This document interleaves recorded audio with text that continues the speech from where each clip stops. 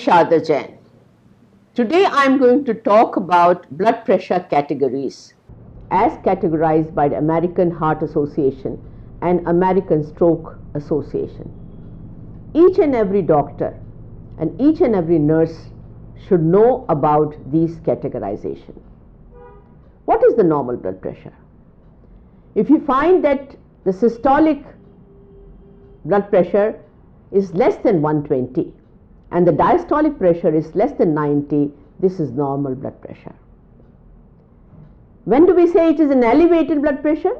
Whenever the systolic blood pressure is from 120 to 129 and a diastolic blood pressure is still less than 80, we call it elevated blood pressure.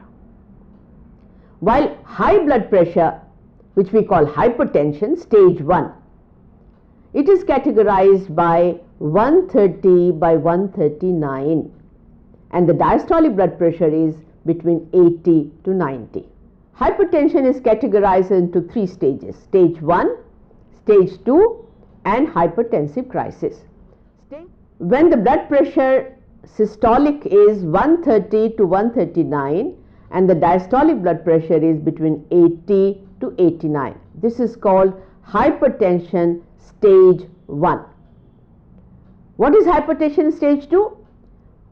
BP systolic is 140 or higher and diastolic blood pressure is 90 or higher. This is called hypertension grade 2. All this time we had been knowing that anything over 140 by 90 is hypertension. No, the hypertension is divided into stage 1 where it is less than 139 and stage 2 is when it is 140 to and higher. Now hypertensive crisis is whenever you find that the blood pressure is higher than 180 as far as the systolic blood pressure is concerned and the diastolic blood pressure is more than 120. Now this 180 by 120 blood pressure is hypertensive crisis and this is big emergency. You should consult your doctors immediately because it can give rise to heart attack, it can give rise to stroke, it can give rise to kidney failure and whole lot of other medical problems it can give rise.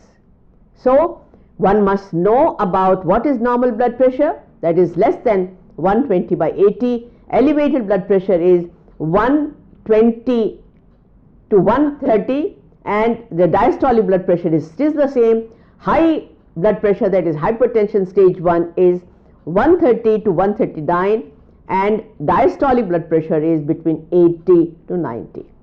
Stage 2 is when the blood pressure systolic is more than 140 by and the diastolic blood pressure is more than 90. Hypertensive crisis, you all must remember, it is 180 by 120. Thank you very much.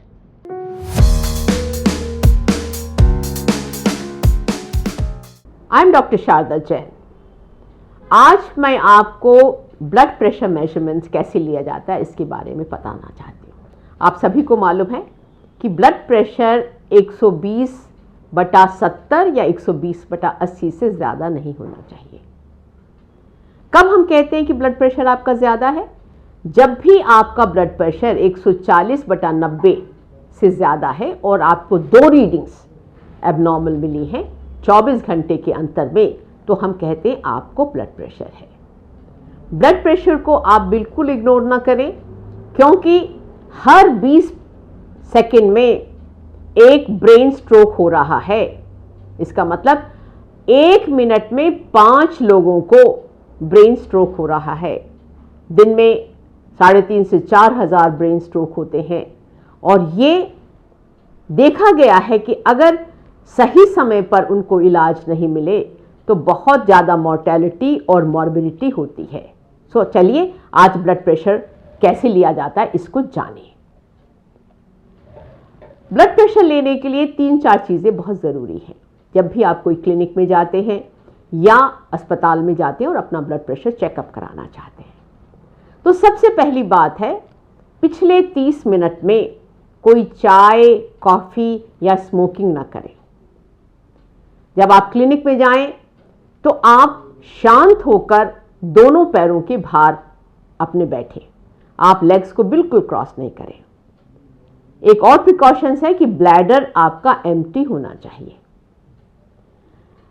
जब भी blood pressure लिया जाए तो doctors और nurses इसका ध्यान रखें कि पेशेंट ठीक से बैठा हो, उसकी बैक सपोर्टेड होनी चाहिए और उसके ये दोनों हाथ हार्ट के लेवल पे होने चाहिए।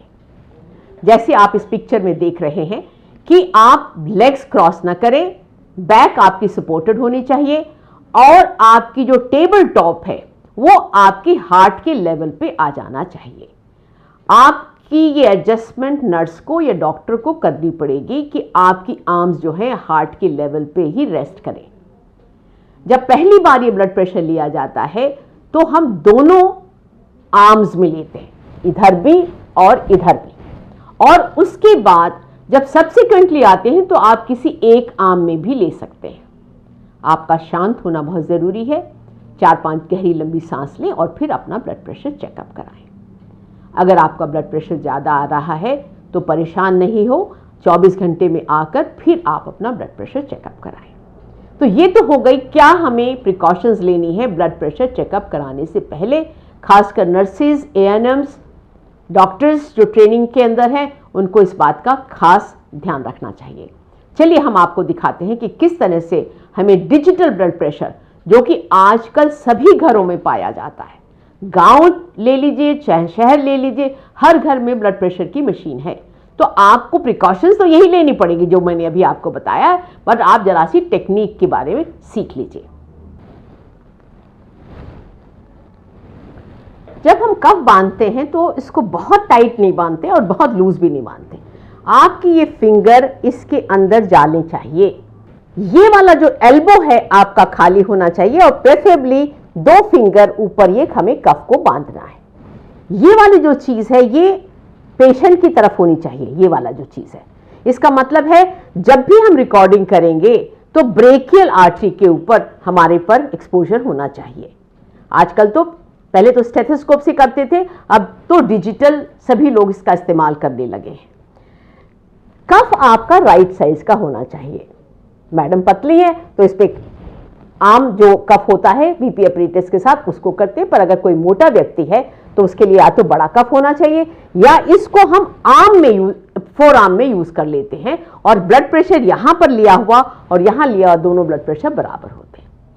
ना अब हमें और क्या चीज देख रही है, इसको जब हमारा ये कफ प्लेसमेंट अच्छी तरह से हो गया तब हम इसको ऑन कर देते हैं। जब भी हम इसको ऑन कर देते हैं तो ये पहले धीरे धीरे धीरे ब्लड प्रेशर बढ़ेगा और फिर ये नीचे आ जाएगा, फिर ये सेटल हो जाती है। वैसे ब्लड प्रेशर ऊपर जा रहा है, अब नीचे आ रहे हैं। आप जैसे देख सकते हैं इसमें 3 रीडिंग्स आ गई हैं।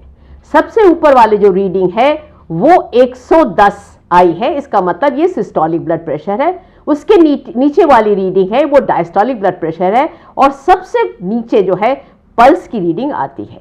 तीनों रीडिंग्स आपकी बहुत इंपॉर्टेंट है और कोविड के समय पे सभी लोग बीपी अपरेटस तो अपने घर में रखते ही हैं, अब उन्होंने पल्स ऑक्सीमीटर भी रखना शुरू कर दिया है और उससे भी आप अपनी ऑक्सीजन सैचुरेशन टेस्ट कर लीजिए और अगर वो 94-95% से ज़्यादा है तो ये बताती है कि ब्लड प्रेशर आपका नॉर्मल है और ऑक्सीजन सैचुरेशन आपकी नॉर्मल है और आपकी पल्स जो है वो बिल्कुल नॉर्मल है। तो इस तरह से हम व्यक्ति के बारे में बहुत कुछ जान सकते हैं। अगर नॉर्मल ब्लड प्रेशर है, नॉर्मल पल्स है और आपका ऑक्सीजन सैचुरेशन बिल्कुल नॉर्मल है, तो बहुत अच्छा है कि आपने इसको जाना। आप इस जागरूकता को दूसरे तक समझाइए। हर व्यक्ति को ब्लड प्रेशर लेना आना चाहिए, हर व्यक्ति को पल्स के बारे में, ऑक्सीजन सैचुरेशन के बारे में आना चाहिए। मैं फिर रिपीट कर रही हूँ, ब्लड प्रेशर आपको ज़्यादा है, 140/90 है। आपने जो मैंने अभी आपको प्रिकॉशंस बताई हैं, उस प्रिकॉशंस को लेकर आपने ब्लड प्रेशर चेकअप कराया है तो आपका ब्लड प्रेशर जो रीडिंग आ रही है उसको आपको एक्सेप्ट करना चाहिए। अगर 140/90 से ज़्यादा अगले दिन फिर कराइए और फिर भी ज़्यादा है तो आपको अपने डॉक्टर से सलाह लेनी चाहिए और ब्लड प्रेशर का ट्रीटमेंट लेना चाहिए। नमक भी कम खाना चाहिए। धन्यवाद।